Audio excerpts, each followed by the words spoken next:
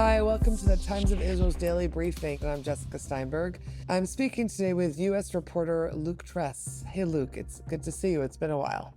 Hey, Jessica. Good to see you too. Today, Luke and I will be discussing the very latest in the New York City mayoral race. We'll include some details about Prime Minister Benjamin Netanyahu's recent stop in New York when he was speaking at the United Nations. We'll also talk about a complaint filed to the International Criminal Court, the ICC in the Netherlands, on behalf of an Israeli citizen living in New York with relatives killed by Hamas in Gaza on October 7th and after. Stay with us.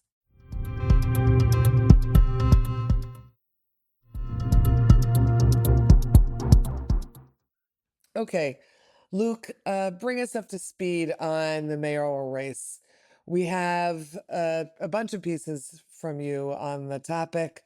New York City Mayor Eric Adams dropped his campaign for the re-election, which seemed to provide a boost to rival candidate Andrew Cuomo. But we still have the frontrunner progressive Zohran Mamdani. Tell us, bring us through that piece of news so far and what that looks like for the race, which of course will come to a head in November on Election Day. Yeah, so on Sunday, Adams announced he was dropping his re-election campaign. He was serving his first term, so he'll be a one-term mayor. The general election is in November. Adams was polling in third or fourth place after Mamdani, who's the heavy favorite. Cuomo's in second place, and the Republican Curtis Lewa is usually in third place in the polls. So Adams was way behind. It was pretty clear he didn't have a shot to win. And he had said repeatedly that he wouldn't drop out. Like a few weeks ago, he gave a press conference where people were speculating he would drop out, and he insisted he was in it to the end. So it was a little bit of a surprise he announced this on Sunday. So this will help Cuomo because Adams and Cuomo share a similar base, which is moderates, black voters, and mainstream Jewish voters. It's not going to have a huge impact. Adams was polling in the single digits, a little below 10% for the most part. And Cuomo is something like 20 points behind Mamdani. So it's not going to upend the race. Also, some of Adams's voters will probably go to Curtis or won't vote. So they're not all going to go to Cuomo. But what this does is it does boost Cuomo a little bit. And it's also going to open up probably some donations and endorsements for Cuomo because, for instance, Jewish groups endorse Cuomo in the primary. And this includes Orthodox and Hasidic groups. And they have a bad history with Cuomo because Cuomo enacted COVID restrictions when he was governor during the pandemic. And a lot of these Orthodox groups were really upset about this because they felt that it targeted their communities. But they got over it and endorsed him for the primary because of the threat they saw from Mamdani. But the endorsements were just for the primary. And a lot of these groups were close to Adams. So they were kind of torn in the general election about who to support. So already today on Monday, a day after Adams dropped out, a political group, Jewish group in Crown Heights, which is a Hasidic community, the Chabad community, they endorsed Cuomo immediately after Adams dropped out. So it might open up some support for Cuomo. But a religious political group, right, Luke? Not a left-wing group, which is also another Jewish population that lives in Crown Heights. Yeah, this is a Crown Heights PAC that's affiliated with the Chabad Hasidic movement in Crown Heights. So, for instance, Adams is popular in the neighborhood, and they hadn't endorsed Cuomo probably due to their loyalty to Adams. But now that Adams is gone, it might open up some endorsements for Cuomo. So you think you're going to see more of that? Other Jewish groups that have been behind Adams and will come out for Cuomo because obviously they're not about to come out for Mamdani. Yeah. So there was this bad blood with Cuomo, but he made amends during the primary campaign and got over that, even if a lot of people were still bitter at him for the COVID restrictions. And a lot of these Jewish groups lined up behind him at the end of the primary. So I think we might see that as the close of the general election comes. Okay. Going back to Adams for a second, who, by the way, I've been seeing some different social media posts about a Magen David Jewish star outfit that he wore for Rosh Hashanah. Did I get that right? Yeah. Just to note that for a second, what was that all about? He was visiting a Sephardi community in the city, and he wore this traditional Sephardi jacket that was gifted to him. And yeah, it caused some waves because it was very loud jacket, and I think most people in the Jewish community thought it was cool and supported it. So Right. yeah, And Adams appreciated the gesture. Yeah. yeah, Adam, like he's very supportive of Jewish communities. He has a lot of personality, and he's very supportive of Israel. Right. He met with, right? Didn't he meet with Prime Minister Benjamin Netanyahu after the UN address on Friday? Yeah, so he was at the UN for Netanyahu's address, and met him briefly after the address. And afterwards, he shared a statement saying he had thanked Netanyahu for defending the Western world. So he has really leaned into his Israel support recently, despite Israel becoming increasingly unpopular in the US, according to polls. And even so, Adams and Cuomo have both historically been pro Israel, but Cuomo has voiced some criticism of the Gaza war recently amid all this public outcry. And Adams really leaned into just unabashed support for Israel even then. Right. Did Mamdani say anything when Netanyahu was in New York? Did he make any statement at all? Yeah, so first of all, Mamdani has said repeatedly he'll arrest Netanyahu based on the ICC warrant if Mamdani's elected and Netanyahu comes here, even though the mayor doesn't have the authority to do that, but he said that. And then after Netanyahu's speech, Mamdani released a public statement saying something along the lines of Netanyahu is guilty of genocide and we don't welcome him here. So it was a really stark reminder of how warm this administration is toward Israel and the hostility of what is likely to be the next city administration. And was there any response at all to Mamdani's comments from anyone, or it sort of hung there in the air, reminding everyone, as you just said, of what his stance is? I didn't think there was a big response. It's in line with everything he says, so it was not out of the ordinary for him. So nothing new, so no big response. Right. Okay, we're gonna take a quick break. When we're back, we'll talk about another related topic related to the ICC, to the International Criminal Court, and a charge to the ICC from an Israeli New York State resident. So stay with us for that.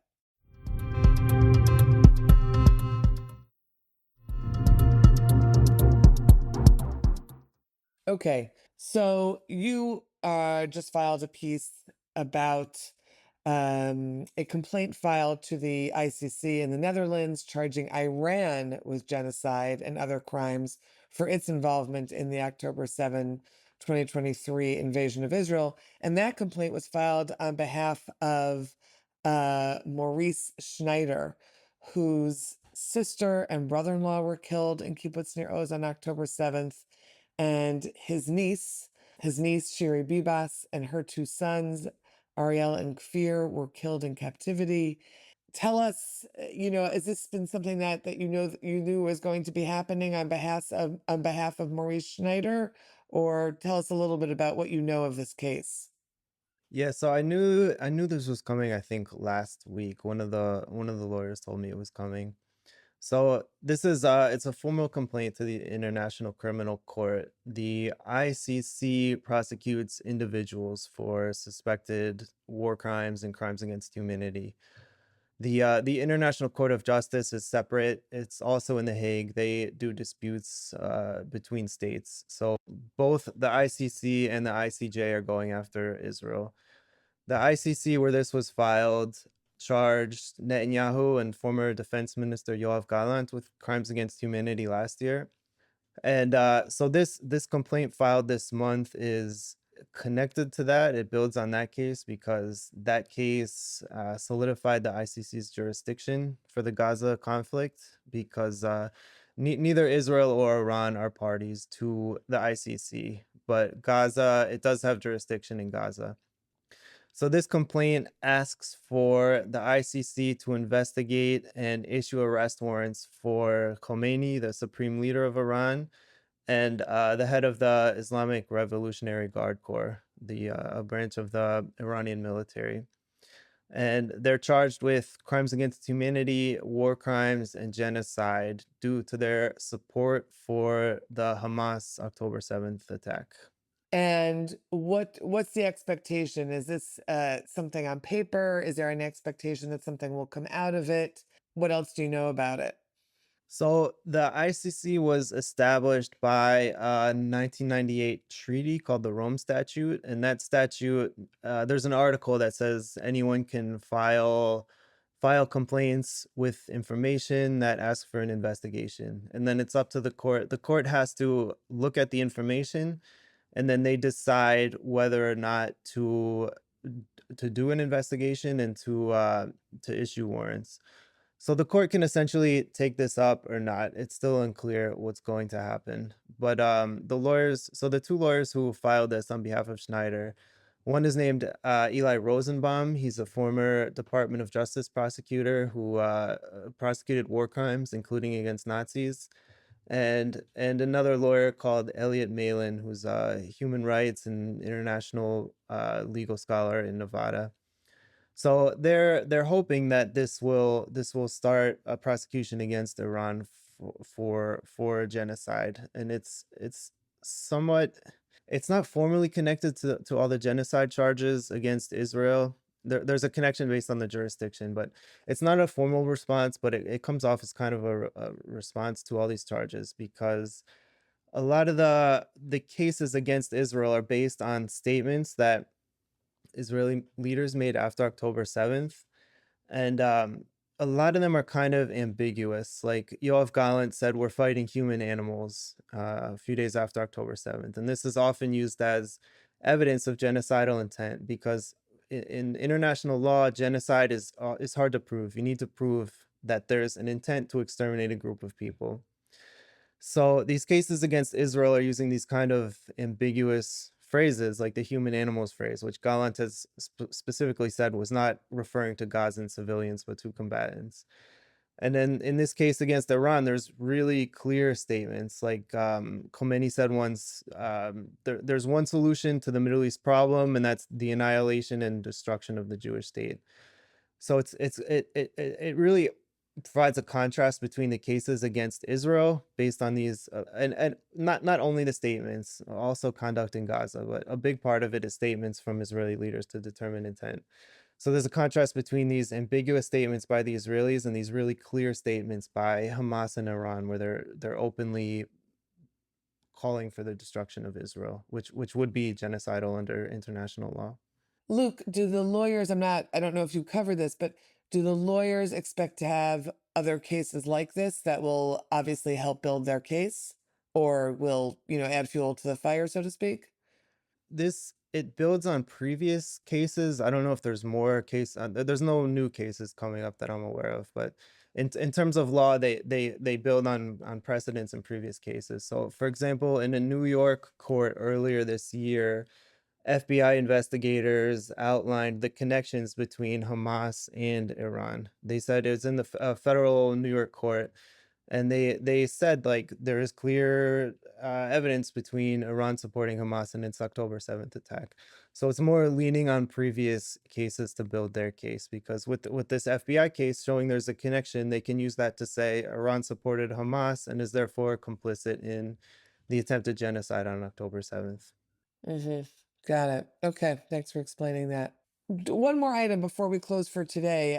It's a couple days ago at this point, but I know you covered the protests that were against Prime Minister Benjamin Netanyahu while he was in New York for his speech at the UN. Anything notable? I mean, you've covered obviously many protests before. Anything notable in this one? Anything that, corresponds to anything else that we've been speaking about? Yeah, so while Netanyahu was here, there was a lot of protests from different directions against him. There were American Jewish protests, there were left-wing Israelis, there were hostage advocates, and there were anti-Zionist protests, all holding their own events. So there was a small group of leftist Israelis protesting outside his hotel, and then these anti-Zionist protesters did the same thing later that day. There was at one time at the same day, there was the anti-Zionist protesters and the hostage families were outside the UN during Netanyahu's speech. And so there were some hostage families, including Yehuda Cohen, whose son Nimrod Cohen is a hostage, and they're really upset at Netanyahu because they feel that he has neglected the hostages and not done a ceasefire deal that could get them released. So they're protesting. There were left-wing Jewish groups protesting in the same plaza in a separate event. They were protesting for holding pictures of the hostages as well as Palestinians who were killed. And then you had the anti-Zionist protesters who were there.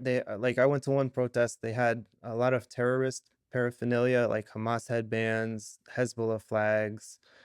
So you see all these different angles of opposition to Israel, and you would think like some of these groups could collaborate, but they all have political differences that really keeps them apart from each other. Like the anti-Zionist protesters want to destroy Israel, and they're supporting terrorist groups, and then So they're certainly not supporting the hostages, right? yeah, you can't talk about the hostages there. Even though all these groups are against Netanyahu, there's these political divides. Like I've talked to even the furthest left Israelis in New York, and they say like there's no place for us at all in these protests. And then in the Jewish community, you also see the divide. Like some groups want to focus on the Israeli hostages, some want to talk about the hostages as well as Palestinian civilians who have been killed, and others are more political and focused on political criticism of Netanyahu.